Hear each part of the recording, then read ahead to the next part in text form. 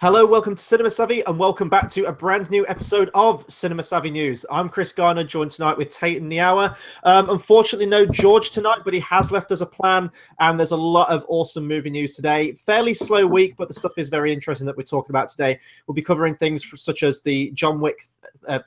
John Wick. I thought the name was different then. John Wick 3 release date. Complete brain fart. Terminator 6 with Linda Hamilton returning, as well as things related to DC. It seems like every week we talk about superhero news. Tate, how are you tonight? I'm okay, actually. I'm in chipper spirit at the moment, but I'm sure that with the next news, it will obviously die back down again. Yeah. But apart from that, yeah, I'm okay. We always talk about every week if a celebrity dies in, the movie world, whether it be director, actor, whatever it happens to be. It's always awkward to talk about because then we have to go straight into the movie news. But this was a big actor for me, at least.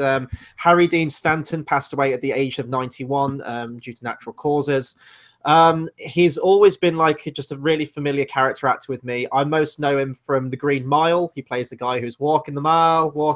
It's one of my favorite lines from that film, really quotable, and he was just like a fun character in that film. He's also been in films such as Cool Hand Luke, Godfather Part 2, Alien, Escape from New York, and Pretty in Pink, which is another big movie from the 80s that I remember him from. I think he was also in the first Avengers film. He played that janitor when the Hulk smashed through the scene, and he was just one of those actors that just had a really recognizable face, but he was also a really versatile actor. He could do serious dramas, he could star in horror films such as Alien, and he could also have that comedy aspect to him. But I mean, 91, that's great innings. So natural causes, I mean, you can't really argue with that, can you? He lived a full life. He had a career that spun 6 decades. So it's a loss because I loved it. I thought he was a great character actor, but he will be missed. But now, again, awkward segue, we have to go into our week in movie news with our main title of our news this week. So Linda Hamilton, Sarah Connor is set to return in the upcoming Terminator 6. This film will be produced by James Cameron, and it will be directed by, oh God, I'm drawing a blank, the guy who directed Deadpool. I can't remember his name. TJ Miller? No, he was an actor in there. I'm going to search that up. Tate, what do you think to Linda Hamilton returning in Terminator 6? Well, first of all, there shouldn't be a Terminator 6. They should just let the franchise die. Yeah. Tim Miller, by the way. And at the same time, if you're going to bring her back for something, then bring her back. But I feel like they've screwed over the plot so hard from where it was. Even the original 3, I count it as original 3. I quite like Terminator 3. I don't know about everyone else. But just think they've ruined it. Salvation was a meh movie, and I haven't seen Genocide, so I have no idea what that was like. But at the same time, it's just unneeded, and it's grinding out bad films again. It's going to go in the same route as the Alien franchise, I feel. Yeah. I wouldn't be surprised they have an Alien versus Terminator film set up or something like that for a weird crossover if they wanted. I just feel like it's completely uncalled for. Yeah. Even if they are bringing back Linda Hamilton, and I've had a look at the quote here used, and it says, as meaningful as she was to the gender and action stars everywhere back then, it's going to make a huge statement to have a seasoned warrior that she's become returned. There are 50-year-old, 60-year-old guys out there killing bad guys, but this is an example for a woman. The centerpiece of the trilogy is also going to be an 18-year-old woman. I say just have her as the center place of the trilogy. You don't need to introduce all these new, younger characters and put them up against the older characters. Just have the older characters surviving a massive ordeal. That would be great. This, to me, is going to be the typical soft reboot thing, like how we've seen in the new Star Wars film, the passing of the torch kind of thing. You're going to bring the old actors back. You're going to have Arnold Schwarzenegger back. He's already confirmed that he's coming back for it. Now you've got Linda Hamilton. Will they get Michael Biehn as well in a dream sequence? I don't know. That wouldn't really make any sense because he would have super aged up compared to when he died. But it feels like this is passing the torch, especially because this has been touted as the first in a new trilogy of Terminator films. Take that with a pinch of salt, because let's think back to the Terminator films that have come out before. So most people consider Terminator to be a 2-film series. I can understand why people think that. I do like Terminator 3. I'm not going to lie. I do like that film. It was the second Terminator film I ever saw. T2 was the first one I ever saw. And then I think like a year after that, or a couple of years after that, T3 was coming out. And I enjoyed it. It's not a perfect movie by any stretch of the imagination. It's not as good as the first two. It's an entertaining watch. There are moments of greatness in that film, though. I love the ending, for example, when yeah, I thought the ending was very good, very well done. John Connor and Catherine Brewster get to the airbase, and then it plays that music. I think it's called Radio on the soundtrack, and all the missiles go up, and it's kind of weirdly beautiful, but also Armageddon's happening at the same time. So not the movie, the act of Armageddon. So there's moments. What other film have I seen? There's a film which I've seen recently where the end of it, the bombs go off. What film was that? Dr. Strangelove. No. I'll have to remember it. I'm sorry. I'm not sure. So yeah, so Terminator 3 kind of ended it, if you did want to even count it as a trilogy. And then we get Terminator Salvation a few years after that, and that was touted to be the first of a new trilogy with, you know, Christian Bale. Oh God, what's his name? The guy from Star Trek. Anton Yelchin, and that was going to continue on. Maybe that was going to lead into the original Terminator film, and it didn't take off for whatever reason. I think it was the rights to Terminator at that point. They changed hands a lot, and then just production just halted on a trilogy.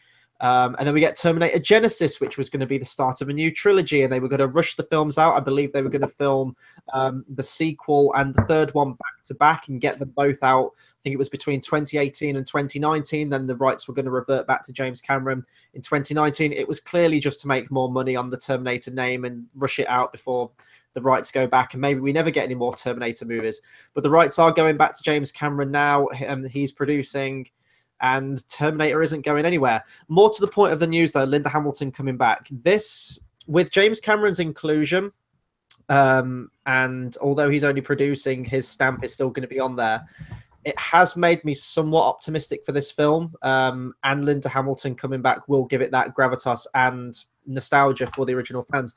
This also clearly will mean that Terminator 3 has now been wiped from continuity, because in that film they say that Sarah Connor died of cancer.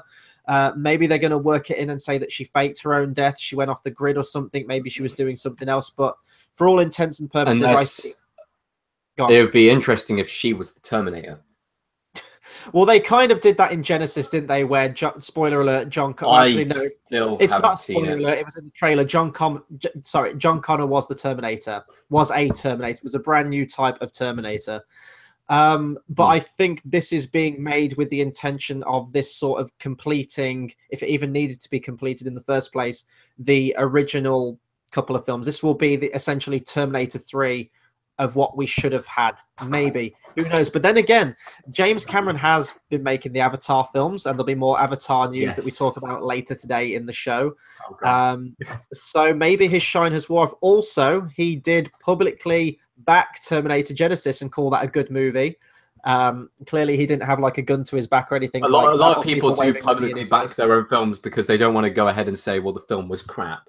Yeah. Like I think the closest or the most recent case to that would be The Dark Tower, where Stephen King said, this is a very good film. This would be an enjoyable film for all. And the fans absolutely hated this film, and the non-fans absolutely hated the film. So people are almost forced into situations where they have to say they like it, otherwise they're slandering their own film, and then no one would go see it at all. Yeah. But more to his point in this statement about the whole, you know, there are 50-year-old, 60-year-old guys out there killing bad guys, and this is going to be the female equivalent. We are in an age now where female versions of things, or even just female-led films, are becoming increasingly more popular.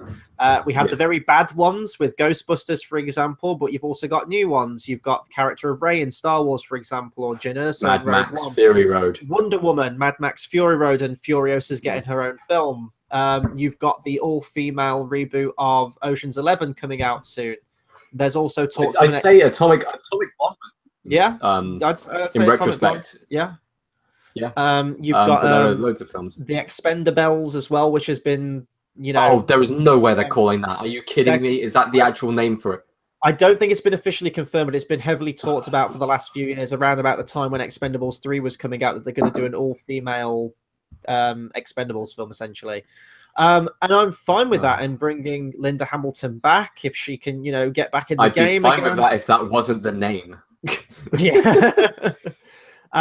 So having her come back, I don't have a problem with that if it makes sense from a story standpoint. That's essentially what this is going to be. It's going to be, how do you continue the story of Terminator 2 if this is wiping 3 out of continuity completely? I'll have to wait for a trailer. I like Deadpool. I think Tim Miller is a good director for this. Would I have liked to have seen Cameron come back to direct himself? I don't know, because we have seen franchises in the past where original directors have come back and just haven't been able to capture that magic. You can talk about the Star Wars prequels. You can talk about Indiana Jones, Kingdom of the Crystal Skull, or Peter Jackson with the Hobbit films, for example. They're all examples of where the magic, the spark hasn't been caught from, you know, the directors of however they were 20, 30 years ago. So I will have to wait for a trailer. I will have to wait for more story information to see where this story is going. But yeah, Linda Hamilton is back as Sarah Connor, like it or not. We move on to our next news article now. If you want to go into this. Yes. The Joker script has been, or is going to be, handed in next week. The script for the Joker origin film to be handed in to Warner Brothers as they plan to see what they're doing with it. Rewrites, turn it down, green light.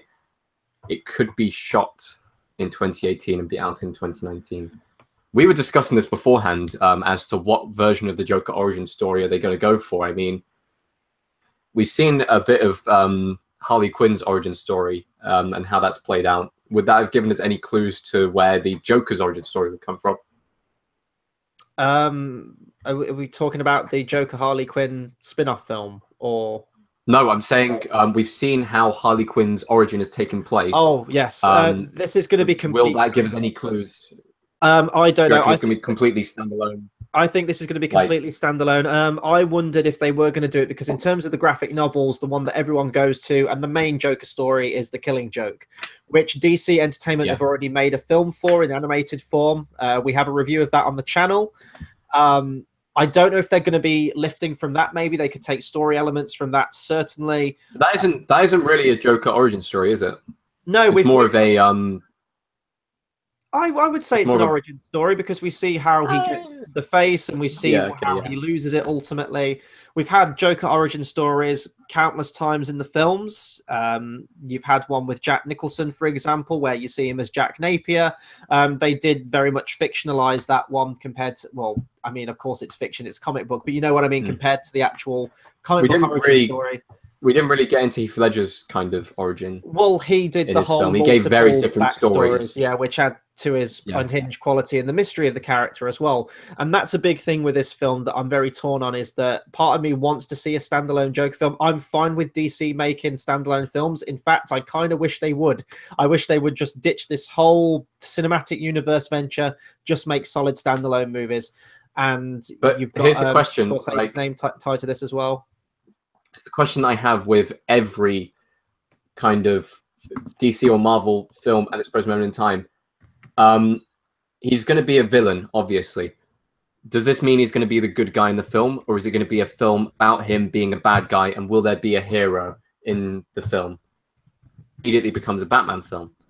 But, like, we don't want to just see, like, an hour and a half or an hour and a half plus of the Joker being born, shall we say. Yeah, we want to see him fight something or someone. The only one you can think of really is Batman. And if Batman wins in the end, that won't make us feel for the Joker. It'll just make us want to watch a Batman film.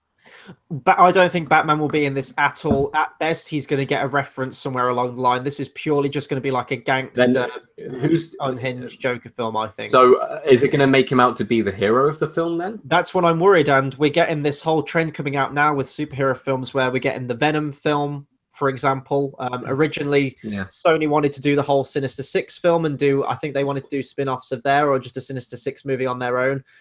I have yet to see a film where that will work in terms of the comic book genre, where you do a film solely centered on the villain, on the antagonist. because as a viewer, like, you can look at an absolutely despicable character, a character you hate, but you can also grow to like them. Yeah. Look at Hannibal Lecter, for example, from Silence of the Lambs. However, Disturbing as hell character, see, but we grow to like him. Or Problem there's at is, least like which I see with that. Go on, sorry. Yeah, it's difficult because you will see in your head this character is the villain, and as soon as they do something which makes you question that, you go, well, what was the point in this film? It was just like trying to make them seem like they can be seen in a good light and we should feel sorry for them, when actually all of the Batman villains, or most of them, are unhinged sociopaths. It didn't work with Suicide Squad in some elements. Some of the characters you did grow to like, but some of them you just didn't like even slightly. Yeah. They weren't likable characters, and because of that, you completely understood why they were villains. And I think it missed the mark there. It especially missed the mark when they tried to put two heroes up against each other in Batman versus Superman. So, I mean, will it be a villain fighting a villain? And in which case, do we have to choose which villain we prefer? Or will it be a villain versus a hero? Or will it just be the origin? And if it's just the origin, why would anyone want to go see that movie? If this movie is made, I mean, it's been confirmed, but I mean, it hasn't been given the green light yet by Warner Brothers. This is still very in the early stages of production. If this film is to be made, and it's got Scorsese producing it as well, I know he's not directing, and that is important. He's only producing this film. If this film is made, this could be just boring, terrible, unnecessary, or it could be a really intense character study. And that's kind of what I hope this film is. I don't want another Joker v Batman. I don't want Joker fighting another costume bad guy to prove himself. This could be like The Godfather 2 of comic book movies. I think right. Yeah, I was going to say the only way it could work is if you have Jim Gordon in there. And just kind of having him slowly lose grip of the city. But they're already kind of doing that with Gotham, the TV series. Even though I've stopped watching that, I'm still aware of the plot that is happening and taking place there. And be interesting to see him start off small and just slowly take over to the stage where the police turn around and go, we've lost control. That would be interesting, but I know they're not going to go with that route. I know they're going to, because they're a big budget, they want names in. It's the Joker. Okay. What other supervillains can we kind of throw in there to kind of reference and stuff like that? Their immediate thought will always be, we've got to tie this in to the other films. They did it with Wonder Woman at the very start by having a modern day shot at the very start of the film. And that's immediately in my mind, okay, that's not a solo film. That's part of a cinematic universe where it could have been a solo standalone film. Story, they will try and tie it into other things because that is what the studio wants to happen. No, this is going to be a purely standalone because they are making a Joker and Harley Quinn spin-off movie with Jared Leto and Margot Robbie returning, continuing on from Suicide Squad. This is going to be a completely separate entity. Even if it is a completely separate entity, there will still be ties to the film. If there's going to be a Joker and Harley Quinn spin-off, it'll be post-Suicide Squad. This is going to be pre-Suicide Squad. But it's a different Joker. It's a completely different story. It'll be a new person cast as the Joker. It'll be completely from the ground up.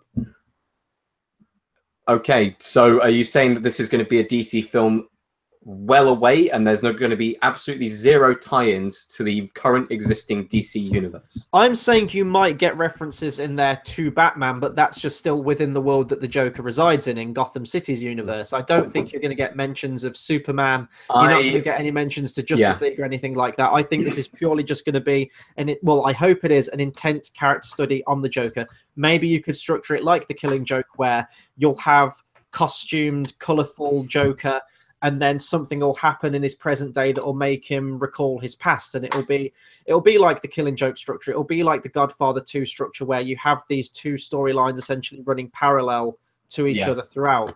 That's really the only way I think it can work. I think you're being quite optimistic with this, and if they did this kind of, if they're doing this kind of origin story in a Marvel thing, I would be same kind of cautious. I think they're going to do everything they can to tie it into the current DC universe, and I think they're going to run with that. It's going to be called a standalone film in the sense it's going to have a different actor playing the role, but at the same time, it will still be part of the same universe, and I think they're going to try and tie it as much as they can without calling it canon or without calling it a sequence of films. I think it's going to be a carbon copy film and will be basically the Spider-Man Homecoming of DC films. if done right, this film could be like the next Logan in terms of solely devoted to a character and really But just getting we the know character it right. won't be. We know it won't be. It depends if Warner Brothers give the director free reign of the film, or if they're gonna, Yeah, crack because down like thunder. here's something I would say about Logan was it's wildly different to any other storyline that you find from the X-Men. It's completely different. It's set off in the very, very far future, but at the same time, it's on a different time span to Days of Future Past. With the Killing Joke and most other Joker origin stories, they are tied into Batman. They are immediately locked into it. It's not a different time period. It's not a different universe. It's the same thread. It's just at different ends. If they wanted to go completely wild off, they would do like a Gotham by Gaslight, or they would do a different Batman or Joker storyline in a completely separate universe. Go for the New 52 or whatever. Just do something completely way off the marker. Something that you can't even tie together through loose kind of mentions of characters and stuff like that. Have it the difference between the Nolan Batmans and the difference between the new Batman, that kind of style. But I feel like it wouldn't be that. I feel like because they're bringing out the films at the same time, they will try and tie it in as much as possible. I honestly think I think we'll get a reference to Batman in there, maybe. And if it is, I think it will be the Joker equivalent from Batman Begins, where it's just like a Joker card mention, and it's like, oh, okay, that's the Joker. We don't see him. We don't hear anything else about him. I think it'll be something like that. But who knows? As I said, it's still very much in the early stage yet. The script is still being rewritten. And Warner Brothers at this stage still could turn it down and just solely focus on the Jared Leto and Margot Robbie Joker film, which I think would be a shame because I really want to see this one if it turns out well. Our next storyline, our next bit of news. Well, it could be actually. This could make an interesting film. So Paramount have asked Disney for money to cover for J.J. Abrams. Now, a bit of history about this. I didn't know anything about this feud that's gone on with Paramount or this deal that they struck with J.J. Abrams. But apparently Paramount have a deal with J.J. Abrams where he gets $10 million a year for all of his projects to be distributed through Paramount Pictures. This, of course, stems back to like Star Trek, I'm guessing, and I'm guessing Super 8 was done through Paramount as well. Yeah. They were apparently furious when he took on Star Wars Episode 7, The Force Awakens, and now they are completely livid that he is taking on Episode 9 as well. And they have asked Disney to reimburse them the money that they're losing because of his annual fee. He hasn't directed anything for them since 2013, so Paramount are losing a lot of money.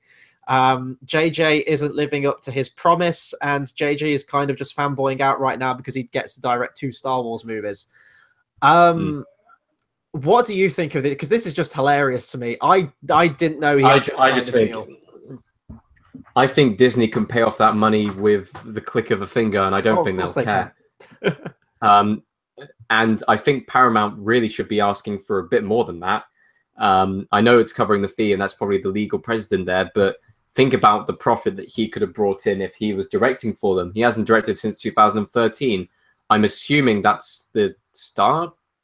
Did he direct the Star Trek film, the recent one? No, that was was it Dustin Lee? Is that right? Yeah, it would have been. No, I don't think it was Dustin Lee. Wait a sec. Star Trek. That name sticks out. Beyond. If I've got this right, I'm sorry. Star Trek Beyond right now was directed by, drumroll please, Justin Lin. Oh, Justin Lin. Okay, who's Dustin Lee? Yeah, probably an actor. Probably. Wow. See one.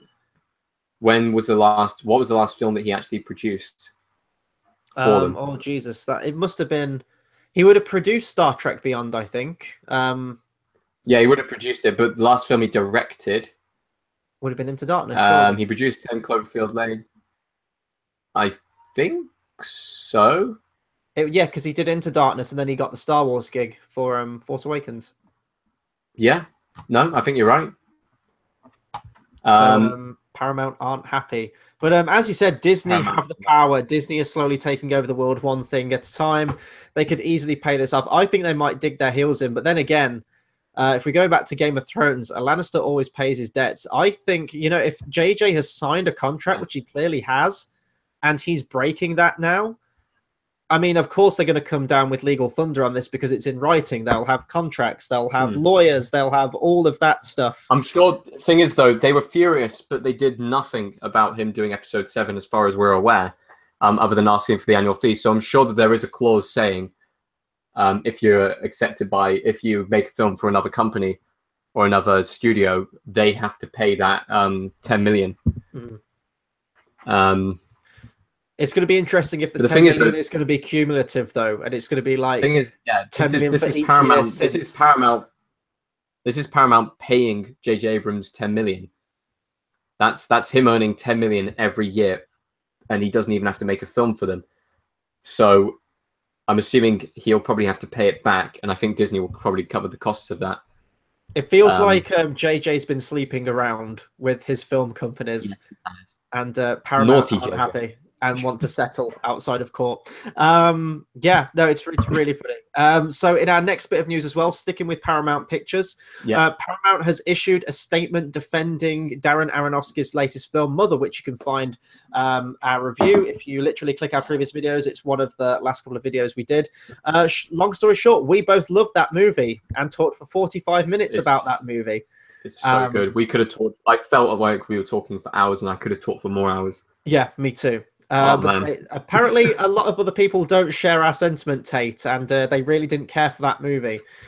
People are very average film goers, I'm assuming, because it is an arts house film. So it is, and it was ballsy of Paramount to release a film like that. I mean, they could have easily released that in like a limited screening or something like that. We need films to be ballsy, and I think they say that in the statement. Joyce, read it out. Yep, sure. You are talking about a director at the top of his game, an actress at the top of her game. They made a movie that was intended to be bold. Everyone wants original filmmaking, and everyone celebrates Netflix when they tell a story no one else wants to tell. This is our version. We don't want all movies to be safe, and it's okay if some people don't like it. And I know this film got a cinema score audience rating of F, the 19th film in existence to do so.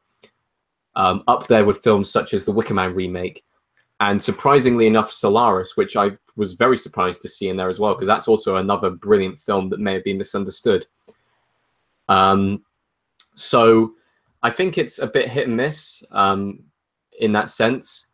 So that list of 19 films being given the lowest cinema score rating is either a film which no one understands, which is actually phenomenal, or a film that no one understands is actually crap. The cinema score ratings, you can't really trust them when the Emoji Movie from this year got a B+, and this movie got an F.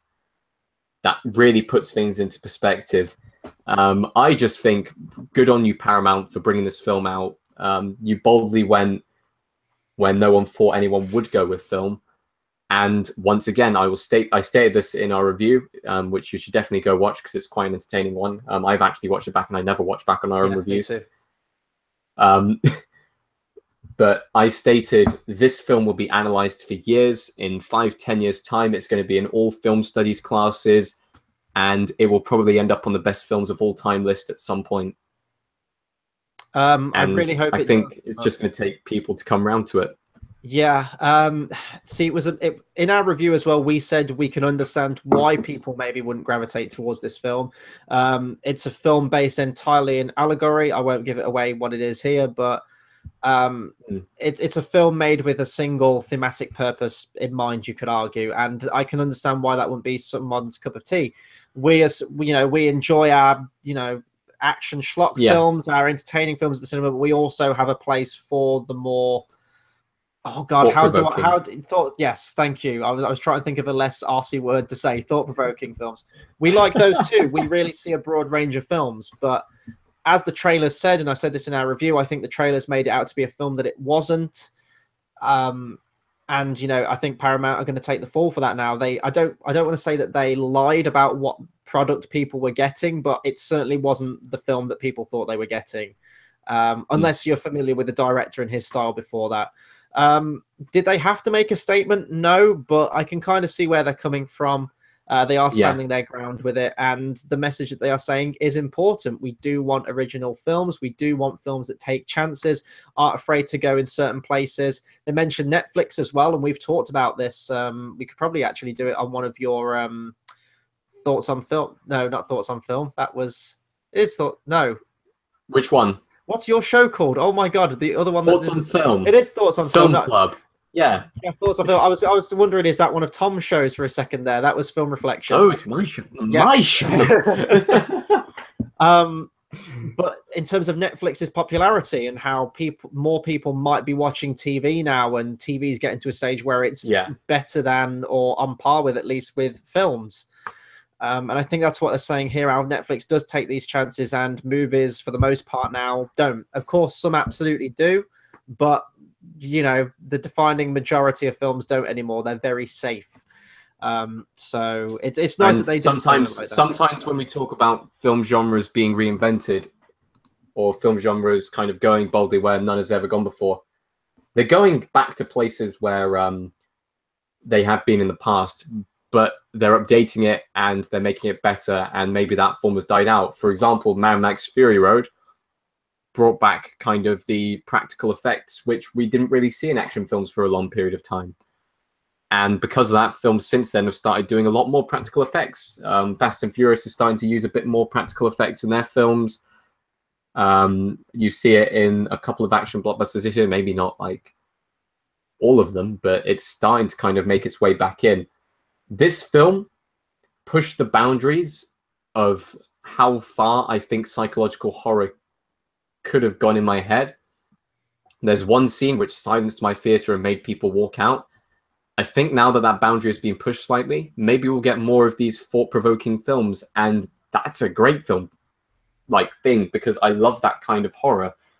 I don't like the kind of gore fests that Saw brings out. I don't like the I guess modern day horrors because they're jump scare central. This film has one jump scare, and it's not even a sudden jump scare.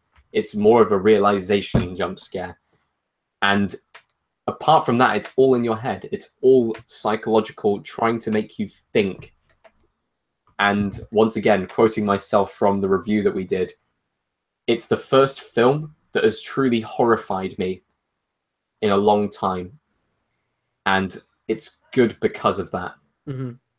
I'll agree with that. And I hate to shatter the mood, Tate, there, because that was a really profound statement you made there. We've had two brilliant comments. One from Brinsley saying, going back to your Emoji point, the Emoji Movie, about getting it B. To be fair, Emoji Movie had a poop Sir Patrick Stewart, so it deserves the B rating. I don't know about that. And Sheila says, bring back Labyrinth-style films and I'll be happy. I'm right there with you. But sadly, I think the time for those films has passed, although I'm nostalgic for them still. And next bit of news, this is very fun news here. Taika Waititi is in talks to direct the live-action version of Akira, which is a film that we have reviewed on Film Club, and I get the name of your film series right on here. Taika Waititi, for anyone who doesn't know, directed, I guess it's a horror comedy, isn't it? What We Do in the Shadows. What We Do in the Shadows, yeah. And the upcoming Thor Ragnarok film, which I think we're all looking forward to on the channel. Looks like it's going to be a very different style film from the other Marvel films. Yeah. See, you've seen more of his work. You've seen a film of his work. I haven't. So do you think his style would work for a live-action Akira, or do you think maybe that he's too comedy-focused and wouldn't really fit for the story of Akira? It'll all depend on what we see in Thor Ragnarok. And I'm saying that because I love the trailers for Thor Ragnarok. I really do. But, I mean, who knows? Who knows at all? I think he can get the colors right, which is cool. Yeah. But I honestly can't say at this stage. I think he's a good director for it. He wouldn't have been my because first. There is one film that I really want to see, and that is Hunt for the Wilder People, which is meant to be phenomenal from last year. But from seeing What We Do in the Shadows and from the trailers alone, I think he can get the color right. And as long as he doesn't go and Ghost in the Shell it, shall we say, I think, in fact, I am going to recommend a video. I'm going to find out the name of the video first. So, Chris, if you want to talk for a second. Yes, so my experience with Akira was a film that I saw appear on most movie lists of best films of all time, certainly best animated films of all time, or animes. And I can't remember where I actually graded that film, but I did like its the world it built and the imagination behind it and the visuals as well. And I think that in a live action, it could definitely work. It's obviously going to be better suited in an anime, and I kind of think that maybe you should just leave that alone and let it remain what it is. It's the current trend now, always do a live action version, whether that be Disney with Beauty and the Beast, for example, and all their other slew of films they're doing, or even, as Tate mentioned, Ghost in the Shell. I'd like to see Akira, and I think Taika Waititi is a fine director to do it. He wouldn't have been my first choice to do it, though. Although now I'm thinking of other directors, I really can't think of any that I could recommend, because Akira is a pretty heavy-going film, certainly in its thematic sense towards the end. I really hope they just don't devolve it into a typical action film with spectacle. Absolutely have your spectacle, that's fine, but I would like to see them retain some of the emotion and the really, really weird warp themes towards the end of that film, and becoming a god essentially and transcending life, becoming a universe and creating everything like that goes along with it. Watch Akira if you haven't seen it already. But yeah, have you found? Oh God, I can't find the channel. This is horrible. Oh, that wasn't it. I can tell you the name of the video at least. It's a video about Akira, not about Akira. It's a video about Ghost in the Shell, and it's all about. It might be what's his face, Nerdwriter, and it's the one that he does about Ghost in the Shell and how the new one didn't work. And it goes into kind of the details of the little moments. And yeah, how not to adapt a movie by the Nerdwriter. It perfectly describes what went wrong with the new Ghost in the Shell and how to avoid it if you're going to be doing like an anime live action remake in the future. But it basically talks about how the city is a character in Ghost in the Shell, just like city is a character in Akira. If they don't pay attention to the city, then there's no way the film's going to work.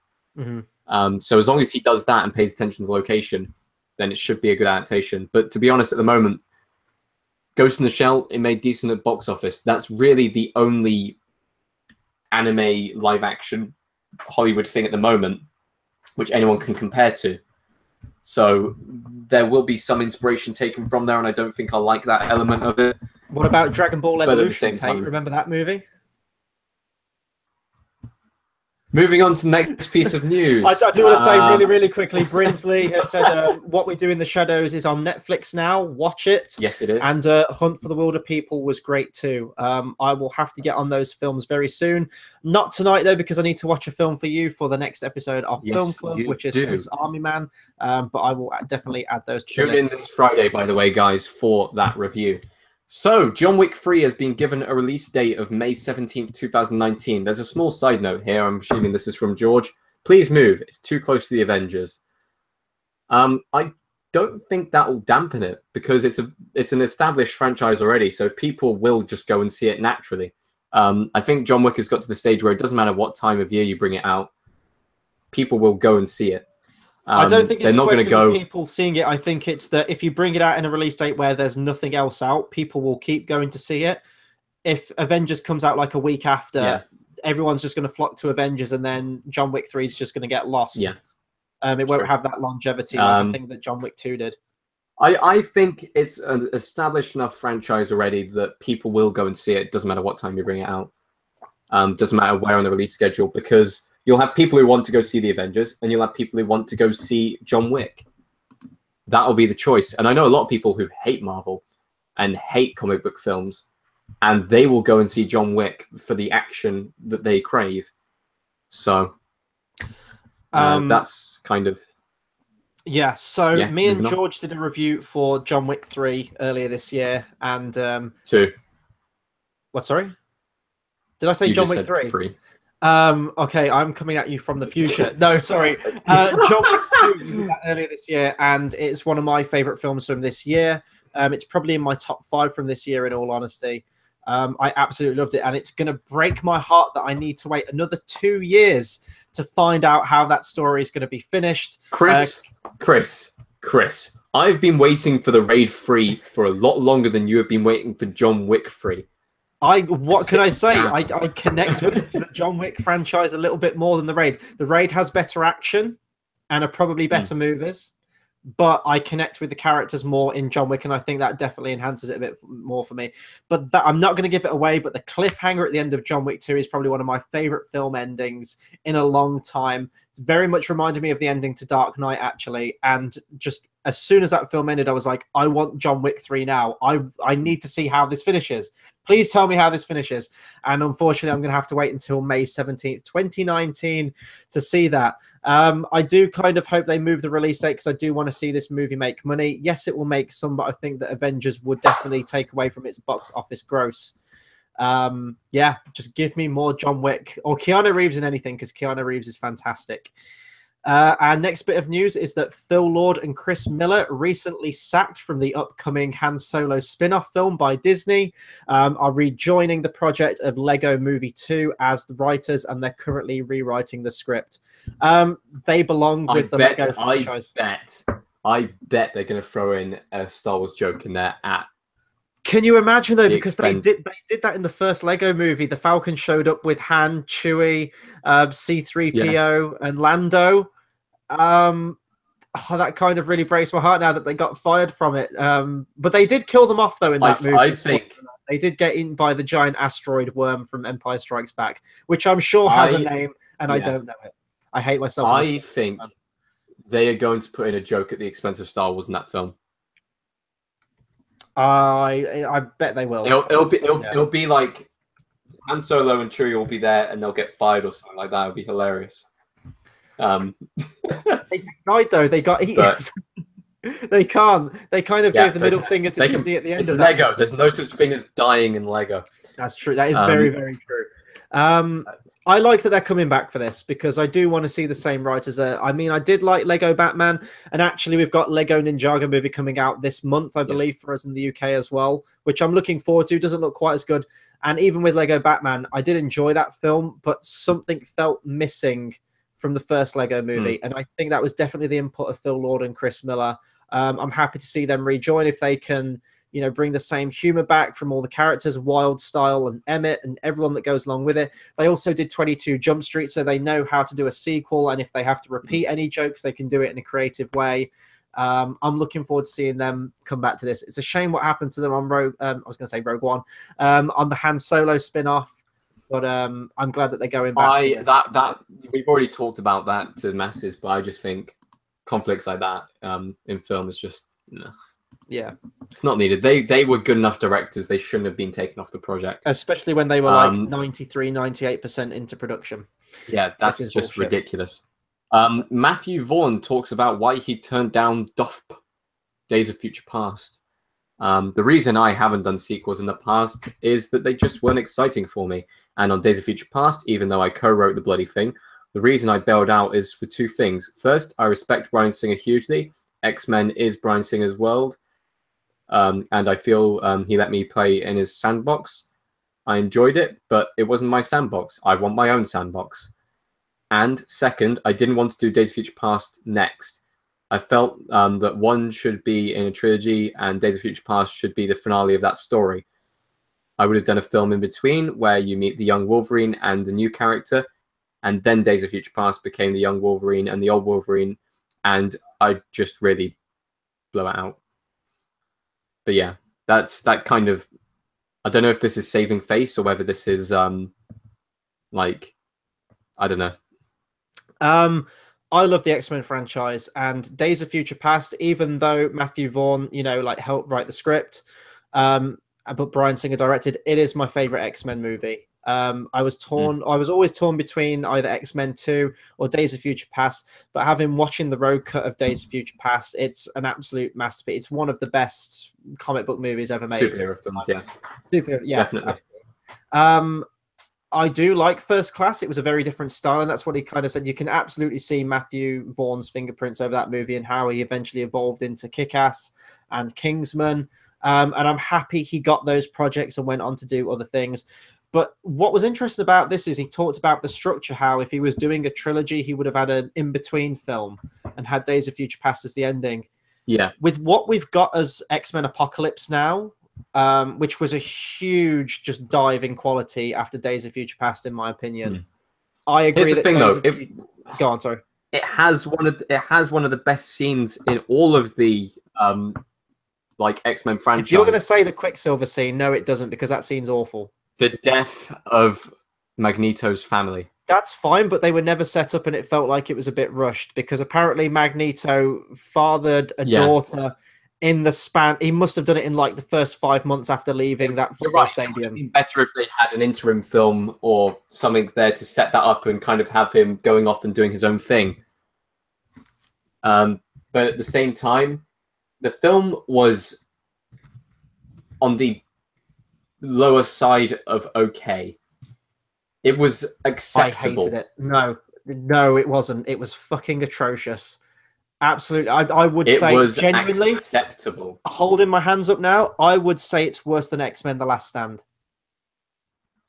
It was not worse than X-Men Last Stand. It was acceptable. I'm going to put that to people watching. Comment below which was worse, X-Men Apocalypse or X-Men 3 The Last Stand. I genuinely think which X-Men 3 was worse, guys? Yes. A line they made a point of in Apocalypse, that the third ones always suck.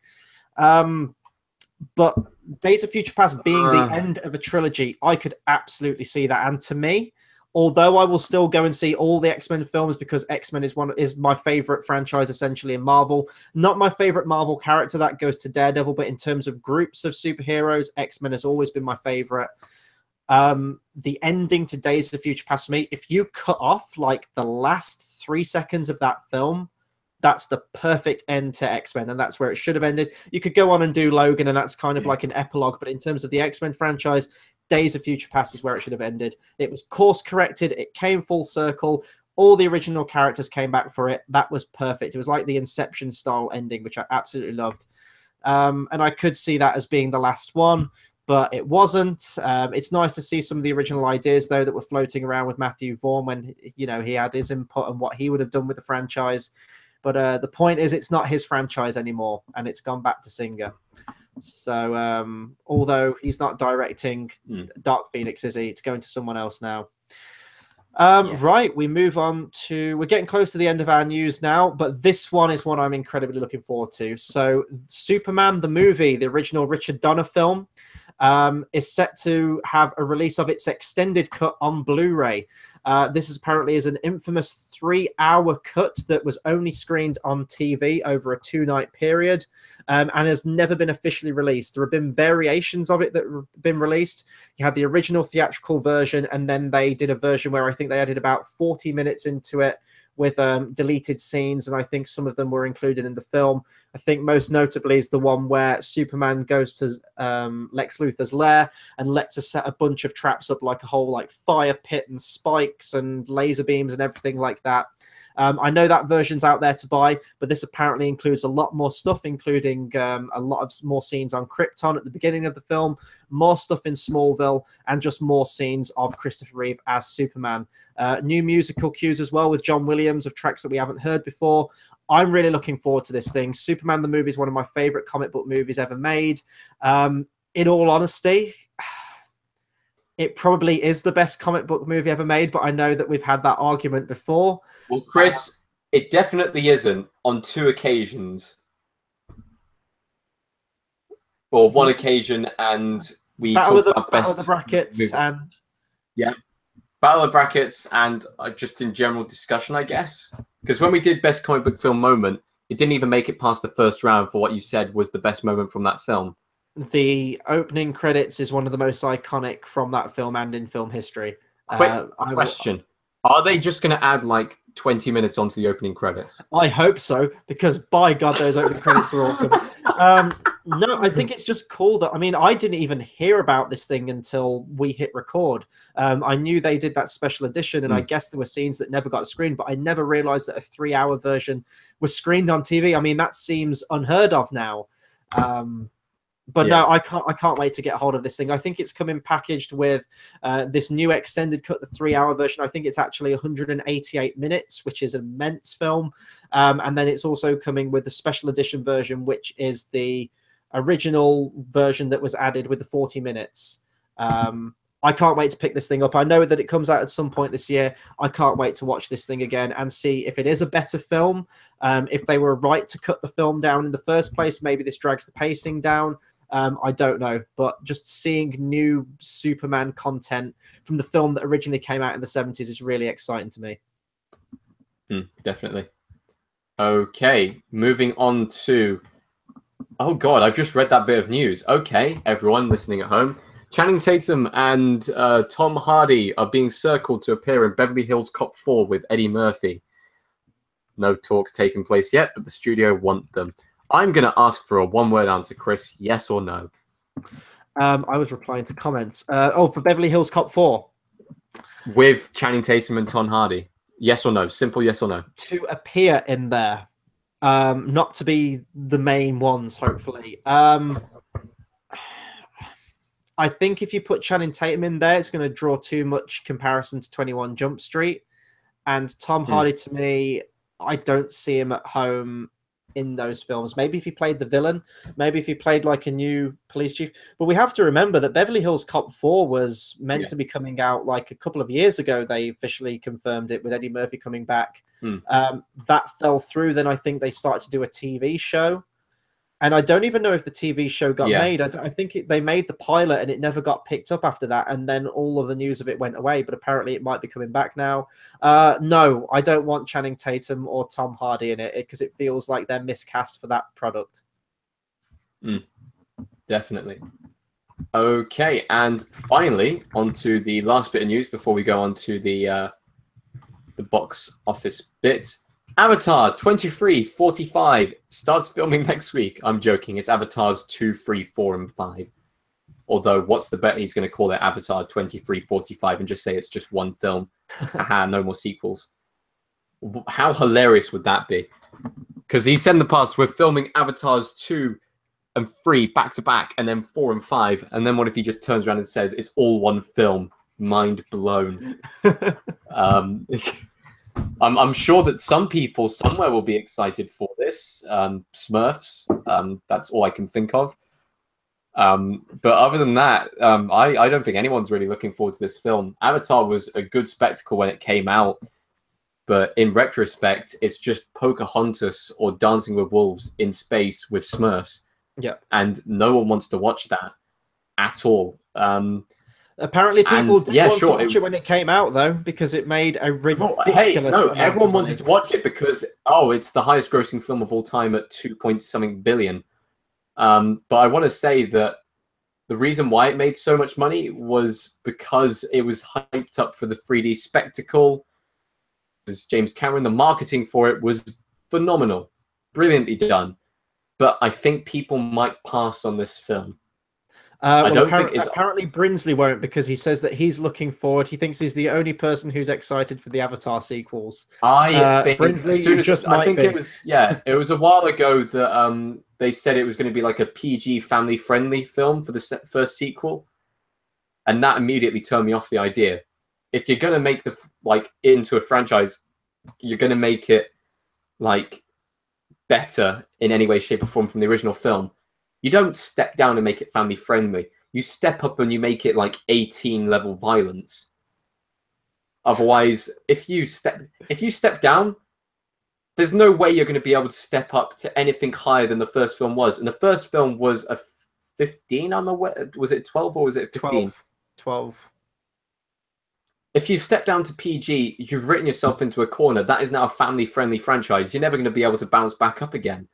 If you take it up by one notch to a 15 or keep it as a 12, you have the options. I just think this it's not going to bomb, but it won't make as much money as the first film. Well, James Cameron is arguably the king of sequels. Look at Terminator 2, Judgment Day, look at Aliens. They are usually held up there as the best. Did he direct the first film? Terminator, yes, but here's the comparison. Here's the difference, sorry. Terminator 1 is a good movie. Avatar wasn't. Yes. My opinion, Brinsley. I'm sorry if you like the Avatar films. That's absolutely fine. But I think he knows though at this point he's going to have to do something fucking, to quote Kingsman: The Golden Circle, fucking spectacular. No. That's a really bad Scottish accent for Avatar 2. Apologies to all people from Scotland out there. We have a comment actually, but this one is more of a pitch. It's from Stefan Fortig. He says, I only arrived, but how do you think Terminator 6 will go on? Any ideas on the plot? Thought that was actually a really interesting question. It's more of a Q&A, but I guess we can answer it because our main show is about Terminator 6 and Linda Hamilton coming back. Tate, completely off the cuff, do you have a pitch for Terminator 6? Yes, I do. So, I haven't seen Genesis, but we don't care about Genesis anymore. Genesis is completely off the slate. We start off with this random person in America, this 18-year-old lead female who is apparently going to be running the franchise from now on, is in the post-apocalyptic world past salvation, where humanity has risen up and has actually defeated the machines. She's living in a post-world. The machines are scattered everywhere and society is starting to heal. She suddenly uncovers a Terminator that is still active. She doesn't know what to do, so she runs. The Terminator has built into its hard drive that it will kill this woman and basically will haunt her and chase her until the end of time if possible. So what she does is she speaks to the people who time travel and stuff like that and says, look, this Terminator, it has it in for me. I need to get away. They say the best way of doing that is we're going to send you back into the past, but we need you to work for us. We need you to protect like some people and stuff like that.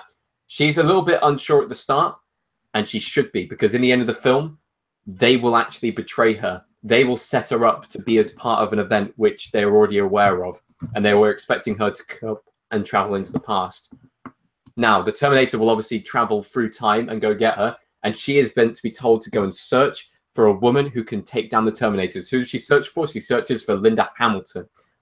Now, Linda Hamilton has to die in this film because the way it works is you've got to pass on the torch somehow.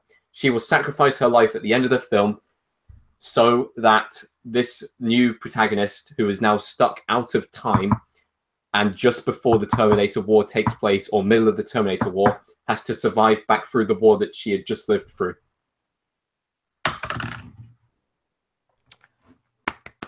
Bravo. I can't follow suit like that. I don't think I could do a pitch like that. The way I would change things, though, I'm your script rewriter here now, Take. May I offer a few suggestions? We have to look at the time difference between Terminator 2 and this film. So say this film comes out in 2019, I think they've said. I believe that puts it to a 28-year difference between the release date of Terminator 2 compared to this one. So say 28 to 30 years. Well, here's the thing. I think there might be a scene in the first film or the second film of this new franchise where she accidentally runs into her own self and she has to save her own life. Oh, they kind of did that in Genesis, though, and that was shit. No! That was so shit. I don't want them to do that. I don't want any, like, Back to the Future 2 parallel timeline things. Ignore what I just said. Continue. Okay, my rewrite would be that this is set 28 years after Terminator Judgment Day. Linda Hamilton has grown older, as has John Connor, and the 18-year-old girl that we find is John Connor's daughter. He's grown up, he's had a family, and this is kind of continuing on from the original ending that was intended for Terminator 2, which was an aged Sarah Connor in the playground. John Connor was playing with his daughter on the swings, and it kind of tied in with that dream sequence, but it was a happy ending, and that would have spelt the end for Terminator. So it's kind of a spin on that. The 18-year-old girl is John Connor's daughter, so she is the one who you'll effectively pass the torch to. And I want something in there where I don't know if there's like some time shifts, but Linda Hamilton sort of... Does it have to be part of the Connor family? That's the question. I'm thinking... I want to Skywalker this shit. I want to Skywalker this shit into all the films. I don't want to. I want her to be a character who just accidentally gets mixed into the events and becomes the new Messiah. I think it should have been Anakin Skywalker. It is an Anakin Skywalker. Okay, it's someone else. It doesn't have to be a Luke Skywalker, because let's be honest, he wouldn't be there without the support of Han Solo or Princess Leia or any of the others. Oh, okay, Princess Leia. ignore because she's part of the family. But just someone else who can come in and maybe handle the torch, because they may shift their focus. They may think, well, hold on. The first uprising, we were taken down by this John Connor person here, see? Why don't we go for someone else who could be integral to the uprising who isn't John Connor or one of the Connor members of the family? Maybe like a close friend or something that might put him off the war in the first place. And this could be this girl. I don't know. I just really wanted to be included in, because my reason for this is because this is going to tie into John Connor's story arc in this film, in my version. I want old ass Arnold Schwarzenegger to come back through time and essentially go up to Linda Hamilton, and she will have that respect for him now. I still want him to be a good guy, by the way, of sorts. You could do some interesting thing with it, but he basically comes back and says, we need to make Judgment Day happen. We have to make it happen, because one of the biggest plot holes of the timeline of Terminator is, well, if they stop Judgment Day, then how could Kyle Reese be sent back in the first place? Because the future events need to happen for the stuff in the past to happen. So you think that they're going to be the bad guys? Do you think they're going to have to try and cause Judgment Day, and you're going to be following the person who... Linda Hamilton is going to be faced with a decision of, do I have to make Judgment Day happen? Do I have to make something happen of what I've set out to stop from happening all of my previous life, to essentially save the world, complete the time loop, and let the human resistance in the future... Maybe this protagonist who we're following, this 18-year-old female, is a person who is tasked with basically stopping her or the Terminator who want to cause Judgment Day. And she kind of clues onto it. But then in the end, she decides that it should go through as well. And she kind of stands back away from the, I don't know, like the safe key for the launch codes. And then like, yeah, Linda Hamilton presses the button and Judgment Day goes off or something like that. You could also do something where you're not really sure if Arnold Schwarzenegger is actually on the human side, or if this is a ploy by Skynet to win their confidence, playing on their trust of the previous Terminator that was sent back through time. Maybe this is his ultimate plan, like, yeah, let's make Judgment Day happen so that the machines can rule. Or is he actually helping them? And you could do some like moral gray area there where even Linda Hamilton's not sure where she stands with it. And John Connor's storyline, he will have to wrestle with, do I stay here and be a father to my daughter, or will I have to essentially go away into this war, taking my daughter into this world, trying to be the leader of the human resistance, as well as just being a father to the daughter. And maybe the daughter could be torn. You know, maybe she wants to fight, maybe she wants to step up, maybe she wants to join the resistance, something like that. I'm not really happy with all of those ideas, and in all honesty, I would leave it at a Terminator 2. But maybe something like that. James Cameron, if you're watching, Tim Miller, anyone involved in the story creation of Terminator 6. Use my script. Use Tate's script, use a couple of my rewrites, and boom, you've got yourself a complete trilogy of Terminator films right there. Yes, so we'll move really, really quickly on to our last section now. Hopefully that answered your question okay there. And we'll move on to the last bit. So box office breakdown. It retains its #1 place at the box office with 60 million. It's currently on 220 million domestic and 381 million worldwide. That is huge for a horror film. That's the highest grossing horror film of all time, right? Yeah. Adjusted for inflation, I'm not sure. But yeah, no, that's absolutely huge. People are still seeing this movie on my Facebook. People love this film. More people were in the cinema to go see it than they were to go see Mother when I went to go see Mother, and it had already been out for like a week and a half. Yeah. It was a more entertaining film. Mother was by far a superior film compared to it. American Assassin has debuted at #2 with 14 million. I still might check that one out. I didn't get a chance to see that at the weekend. That's the new Michael Keaton movie. And Mother debuts with 7.5 million on a budget of, I am going to check very quickly. I don't expect it was all that much, in all honesty. Bear with me as my internet takes forever to load. It's done on a budget of 30 million. This is going to make a big loss, isn't it? Yes, it will.